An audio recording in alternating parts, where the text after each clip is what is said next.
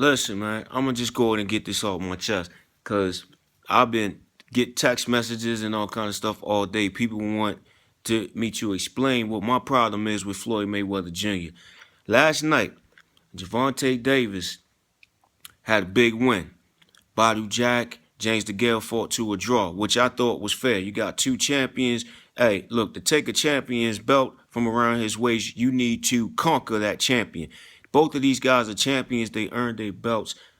They fought a fight that could have went either way, depending on how you look at it. And now I'm one of those guys. I probably need to watch a fight 3 or 4 times to make a definitive decision. But these guys don't have all night. You got to make a decision that night. I think they made the right decision. But anyway, the pre-fight interview and an interview before last night. The interview before last night, I heard Floyd going in on Virgil Hunter, saying that he's a garbage trainer and that kind of thing. And Gary Russell Jr.'s name came up in it, who's a fellow Baltimorean. And his name was disrespected, him and his family. Then last night, the pre-fight interview, they bring up the Keith Thurman, Danny Garcia bout. How you think about that? What do you think about that one, Floyd? So Floyd says he don't think that they should be in there together. Somebody else should be getting an opportunity at one of those belts rather than them trying to unify. Okay, who should that be? Errol Spence. Floyd Mayweather responds, okay, I agree. Errol Spence has done everything you need to do to be in that position. I think he's overdue. He did a great job at the Olympics. He's been cleaning up as a pro. He's seasoned. He looks great in there. He's marketable. He's everything you want in an athlete. His work ethic is great.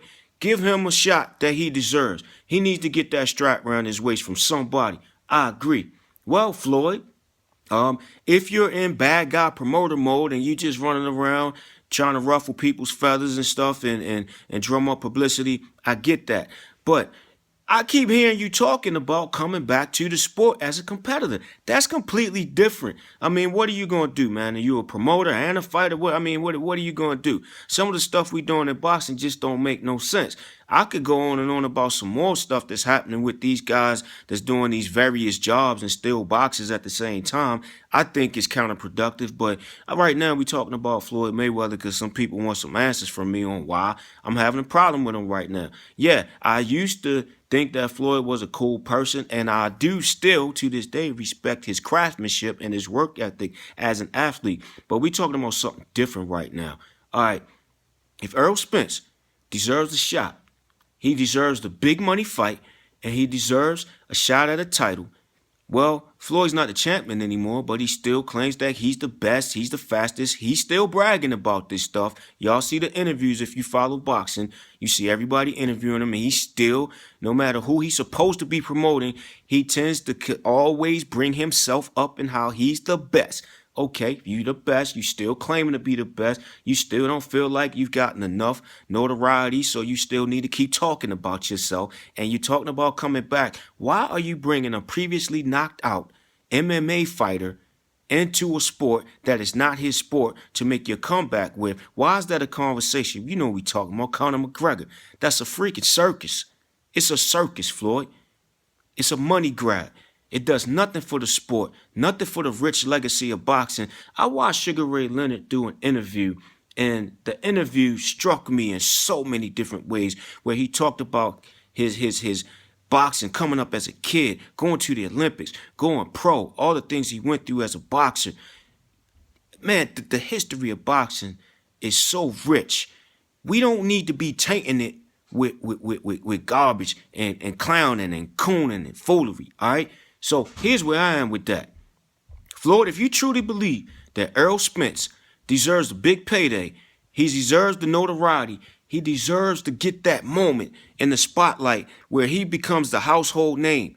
Him and Javante Davis, I think, are the future of boxing. But we're talking about welterweights right now, Errol Spence. If you truly believe that he's the guy that deserves a really big shot, if you're going to come back, why aren't you fighting him? You're a welterweight. He's a welterweight. You feel like he's being overlooked. Why aren't you giving him the big payday? That you say Dana White hasn't done a good enough job.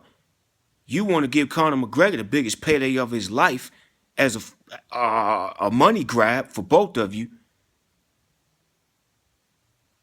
Money grab.